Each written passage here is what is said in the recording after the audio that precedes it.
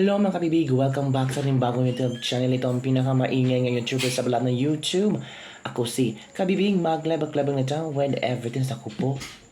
Meron yatang pinariringgan ang ito kabibig ha, itong Prime Minister ng Malaysia. Sino kaya ang pinariringgan niya? Si Prime Minister Anwar Ibrahim of Malaysia at siya yung nag-host ng 47th Asian Summit sa Kuala Lumpur. Pero meron siyang pinariringgan yata na presidente ba ito? Or opisyal ng gobyerno?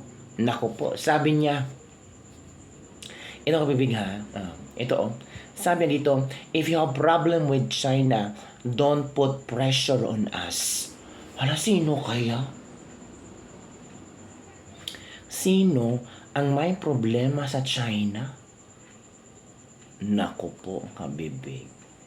Yan ang malaking istorya ngayon kung saan parang matalinghagang reaksyon ni Prime Minister Anwar Ibrahim of Malaysia. If you have problem with China, you do not recruit us. We have no problem with China. China is not only a friend, it is our biggest trading partner in the region. Ito kasi si BBM, inaway niya ang China sa panahon ng ASEAN Summit. Oo. Ni-brought up ni BBM ang West Philippine Sea. Para na rin sinabi ng punong ministro ng Malaysia na kung may problema ka sa China, problema mo iyon. Sarilinin mo yun. Pero wag mo kaming ASEAN idamay dyan sa kalokohan mo at kung anong pinuputok ng butsi mo. Ay, yan ang reaction ni Jason Sa. Now I understand bakit parang may ketong si Apo Bongit at walang masyadong gustong makipaghalubilo sa kanya ng husto during the summit. Ang hirap nga naman kung mabutihan sila sa China and then appear to be with Mr. Marcos in siding with China or siding with China. O nga kabibig, no? Parang sinampal si BBM sa komento ni Prime Minister Anwar Ibrahim. Sino kaya pinariringgan ni Anwar Ibrahim? Si BBM kaya? Or ibang opisyal na ayaw makipaghalubilo sa China, gusto maging kontra ng China, pero ang Amerika, mga kabibig, si Trump, kabibig, niya nagkaroon ng special meeting with China, kabibig. Ako po, anong nangyari? Akala natin si Trump ay hindi away-away kay China. So, ito kabibig, United States President Donald Trump says tariffs on Chinese imports would be cut to 47% from 57%. We ang laki ha. As Beijing agreed to curb the flow of fentanyl and to pause export controls on rare earth metals. Yan mga kabibig. Yan. Nagkipag-meeting pala si Trump at ibang leaders with Xi Jinping. Naku po. Paano yan mga kabibig? Ito pala may video pala yung Prime Minister ng Malaysia na sinasabi niya na kung meron kang gulo sa China, wag mo kaming idamay. Ito kabibig, ito ang panoorin nyo ang video. We do not want to be dictated by any force. So whilst we remain to be an important friend to the United States, or Europe, and here in Australia, they should not preclude us from being friendly to one of our important neighbors, precisely China. Well, that was the context. And if they have problems with China, they should not impose it upon us. We do not have a problem with China. Ito ang mga komento ng ating mga netizen hinggil doon. Yan dumadami na tuloy ang nag-counter statements sa'yo about China. Nagalit pa, nagmumukha ka tuloy walang alam. Buti nga sa'yo, siguro singhot pa more. Lakas tama talaga si Marcos. Nakakahiya. Napahiya si Marcos sa statement ng Malaysian Prime Minister. Kahiyan si Bangag nakapulboron. Pang Asian Summit kasi, parang lutang. Hindi alam ko anong sasabihin. Ayan kasi, di nag-iisip, akala mo, may nakikipagsimpatiya sa kanya. Usap-usap kali lang alam ni Bangag, walang kaalam-alam yan. nakapanghina ng gobyerno natin. Duwag. Hindi kailangan ng gera pero pwedeng puntahan ng BBM ang China. Rekta, walang pasikot-sikot pa. Well, actually, plano naman ni BBM na imbitahan ang China sa ASEAN Summit next year. Sinabi naman ni BBM na plano niyang imbitahan ang China.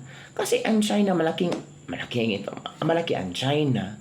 Marami natulungan ang China, yung mga maliliit na neighboring countries niya. Doon tayo kumukuha ng mga minerals, pagkain pa, fashion, trending, everything sa China. At kung aawayin natin sila, saan tayo kukuha? Sa iba? Hindi nga bumaba ang taripa natin, 19% pa rin. Sabi ni Marcos na ayaw niyang ipababa. Siya ang hindi sumang-ayon kay Trump. Siya nagsabi kay Trump na wag nang ibaba. Okay na kami sa 19%. Yung Thailand, Cambodia, Malaysia, 0%. Pero tayong Pilipinas, 19%. Okay lang daw yung 19%. Ano ba naman yan? Walang nakitang produkto ba sa ASEAN Summit ni BBM? Dapat sana kasali tayo na bigyan ng 0% taripa. Ang pagkaintindi ko, pasensya na ha, ang pagkaintindi ko, binaba or binigyan ng 0% taripa ang Malaysia, Cambodia at Thailand sa kanilang mga produkto na kanilang i-import, i-export nila papuntang Amerika. For example, may mga magandang produkto ang Thailand. If papasok sa Amerika, 0% taripa. Yun ang pagkaintindi ko. Tayo naman, kung may produkto tayo sa Pilipinas, papasok sa Amerika, deduction 19% taripa. Sabi ni BBM, okay lang daw yun. Naguguluhan ako kabibig. Diba? Sabi ni BBM kabibig, ang sabi niya dito, hanapin ko yung statement niya, si BBM mismo ang umiwas sa US zero tariff upang protektahan ang lokal na industriya. Ha? Paano? Paano protektahan kung yung papasok nating produkto, papasok pamuntang Amerika ay zero taripa? Di ba? Advantage natin yun? Or, ano ba? Naguluhan ako. Sabi dito, si BBM mismo ang umiwas sa US zero tariff upang protektahan ang lokal na industriya. Nilinaw ng Malacanang na hindi iniwan ng Estados Unidos ang Pilipinas sa pinakabagong 0% tariff concession na ipinagkaloob sa ilang bansa sa Timog Silangang Asya.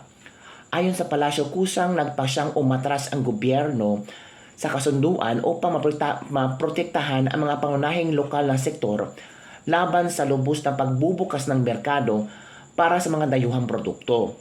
Sa pahayag ni Special Assistant President for Investment and Economics Affairs Frederick Go na inilabas ni Claire Castro, iginiit niyang inuuna ng Administrasyong Marcos ang food security at kapakanan ng lokal na mga producer. Naguluhan ako. Nauna rito, inanunsyo ni Trump ang mataas na taripa para sa Pilipinas na dapat sana sisilingin ng 20%.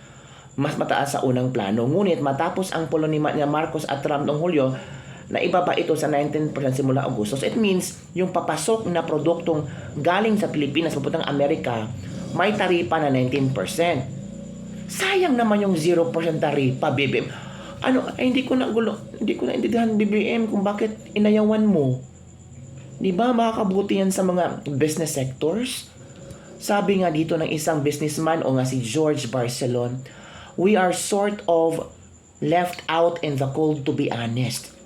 Sabi niya dito, the Philippines was left out in the cold after being excluded from the US tariff perks extended to few ASEAN nations during the recent summit in Kuala Lumpur.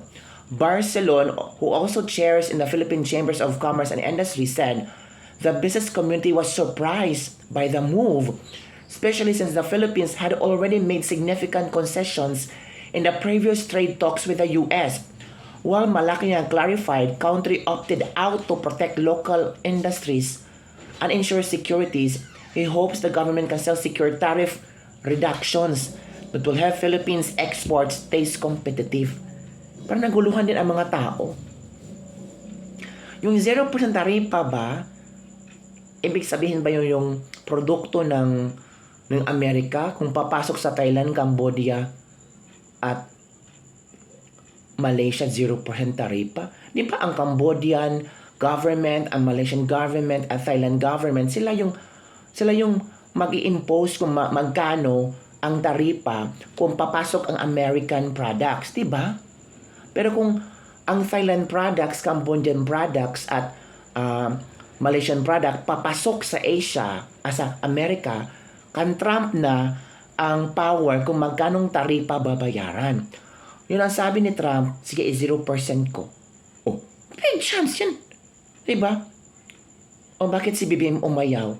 Dapat sana itong Cambodian government, Malaysian government, Thailand government, umayaw din kung negatibong impact ito sa ekonomiya nila. Eh bakit ang saya-saya nila? Naintindihan kaya ni BBM Kabibig? Para hindi yata naintindihan ni BBM Kabibig kung ano ang ibig sabihin ng 0% taripa na ibinigay ni Trump because of ASEAN Summit. Naintindihan kaya ni BBM? Hala Kabibig, baka na-misinterpret ni BBM. Kasi ang sabi ni hala, ito na Kabibig, oh. The business community was surprised with the move, especially since the Philippines had already made significant. As a patayo ng ironclad cooperation through a tough negotiator, dumating na ang bigong Pilipinas. It only shows that Marcos is less respected than all ASEAN leaders. He is a weak leader, no doubt about it, unlike his predecessor. PRRD leadership cannot be ignored. He was included as most influential leader below Putin, Trump during his reign. May kapalit ang pagkamatay ni Tantoco. Uy, ano ba yan? Basta hanggang caption lang ang news, ang basahin, didelist lang ang magaling. Tapos mag-spread ng fake news ang bibilis. Tanungin nyo ang presidente, siya yung dagok sa kahihiyan na to. Alam na Trump na karakas ng pagkabangal. Yun, makabibig yun ang mga komento ng ating mga netizens. So, Kabibig, ano ang yung reaction dito? Comment down below and don't forget to like, subscribe, and share this video. Ay nako, bye everyone, see you next time.